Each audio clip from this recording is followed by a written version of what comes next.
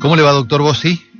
¿Qué tal, Antonio? Bien, el doctor Carlos Bossi es médico, cardiólogo, médico intervencionista y emplea la alta complejidad a su modo, y nos gusta mucho la alta complejidad que nos enseña. El doctor Carlos Bossi, yo le pedí que nos atendiera hoy, él hizo un esfuerzo para atendernos, porque creo que el tema de la palabra, el tema de escuchar, el tema del susurro y el tema del grito tienen mucho que ver con su forma de encarar la rehabilitación de sus pacientes. ¿Es correcto lo que interpretamos o estamos lejos de la verdad? Es un poco filosófico saber cuán lejos de la verdad se puede estar.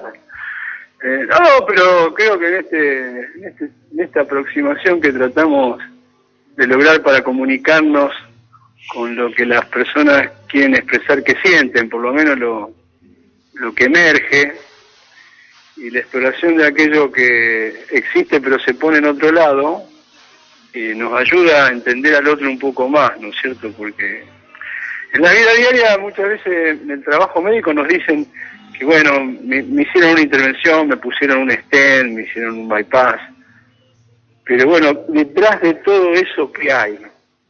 Y ahí es cuando uno, hablando despacito, tratando de captar algunas señales, ve que la consecuencia final pudo haber sido una intervención o un bypass, pero lo que se está tratando de manifestar es que previo a eso hubo muchos hábitos, muchas conductas, muchos estilos de vida que terminaron generando esta consecuencia, pero la causa del stent no es el stent, evidentemente. Había un dicho que siempre es muy feliz, creo, que dice: cuando un señor señala la luna, todos le miran el dedo.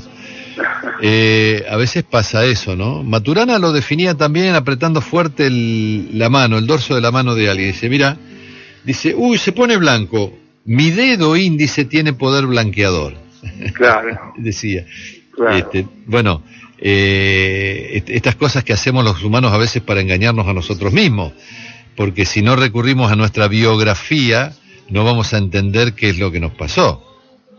Sería un poco eso, ¿no? Sí. Y yo en este tema de los gritos, los susurros, el movimiento de expresar los labios cuando hablábamos, ¿no? La comunicación verbal, puedo contarte una anécdota relacionada con un episodio agudo que pasó hace unos 10 años atrás, en el cual a mí me llaman de urgencia. Yo estaba a 50 kilómetros de Rosario, en una casa de fin de semana, que venía un señor de la localidad de Alcorta, era un sábado a las 11 de la noche, con un infarto, con un ataque cardíaco, que se había hecho un diagnóstico de infarto en Alcorta, y que lo derivaban al lugar donde yo trabajaba para ver si podíamos hacerle una angioplastía y desobstruirle la arteria. Bueno, yo organicé todo para salir, estaba con mi familia, volví a Rosario, llamé a los técnicos, a los enfermeros asistentes para montar la urgencia para poder hacer esta intervención un sábado ya casi a finalizar la noche, ¿no? Y cuando llegué al hospital, ya había llegado la ambulancia, el paciente era un hombre joven de 48 años, estaba ya en la mesa de la sala de hemodinamia, estaban los dos ambulancieros que lo habían traído y mis asistentes, un técnico y un enfermero. Y el hombre que tiene una cara de sufrimiento muy marcada, se notaba la angustia, el miedo, el temor en su gesto. Bueno, nosotros nos conocimos en la urgencia, porque vos te conocés en la emergencia, en la urgencia con el otro en situaciones así. Tenés que tratar de moverte rápido para salvarle la vida. Y mientras yo me iba poniendo el guante, la ropa de cirugía, le hablaba al señor y le explicaba lo que iba a hacer, en qué consistía. Le decía que lamentaba que teníamos poco tiempo para hablar sobre los riesgos involucrados, porque había que tratar de abrir esa arteria, y el dolor de él se notaba en su rostro, y el electrocardiograma muy anormal, inclusive con arritmias, propio de un infarto agudo. Estuve 5 minutos explicándole todo lo que iba a hacer, qué podía sentir, qué no podía sentir. Le dije que no había familiares de él y que no había podido hablar con nadie, pero que tenía que tener confianza en mí porque tenía que tratar de hacer lo mejor por él. Y cuando termino de explicarle lo que requería la situación para cortar los tiempos, lo miro y le digo, dígame, ¿usted tiene alguna pregunta para hacerme antes que yo empiece? ¿Quiere preguntarme algo? El señor seguía callado. Y le digo a los que lo habían traído, digo, ¿qué pasa que no me responde, que está tan asustado? Y uno se me acerca al oído y me dice, no, doctor, lo que pasa es que es sordo mudo. Y le digo, ¿y por qué no me lo dijeron antes que empiece a hablar? Y porque no le queríamos faltar respeto a usted. Qué cosa conmovedora que es lo que contás, Chachi. Qué conmovedor, ¿eh?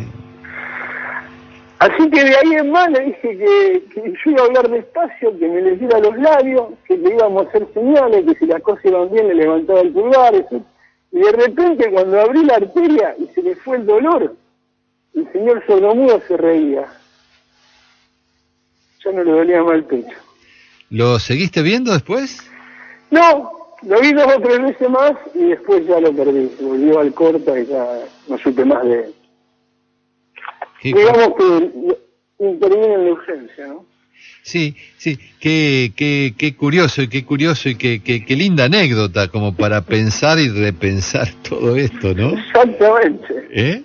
Nadie me dijo al llegar que él era sordomudo, estaban todos tan ansiosos, todos tan apurados que yo empecé a cambiarme y le hablaba y nadie me paró. ¿Y en ningún momento él te dijo después que él algo entendió de lo que le dijiste pese a ser sordo?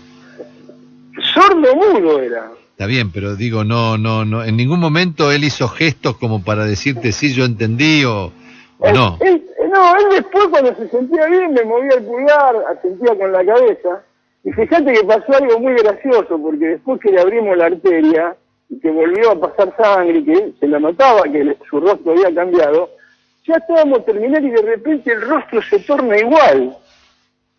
Y yo miro el electrocardiograma y el electrocardiograma en la pantalla estaba bien, pero él estaba sufriendo nuevamente. Y le digo, ¿qué pasará? Que no. Entonces le digo a alguno de los técnicos, a ver, fíjate vos, no me di cuenta, le digo, ¿no será que tiene mucho yodo en la vejiga y que quiere orinar? Porque cuando hacemos angioplastia usamos mucho yodo, se acumula y uno quiere orinar y la persona pide que quiere orinar. Le digo a uno de los técnicos, ¿por qué? Por favor, preguntale si quiere orinar. E inconscientemente lo mira el técnico y le dice, ¡pipí! Y digo, no, ¿qué pipí? Digo, ponele un papagayo.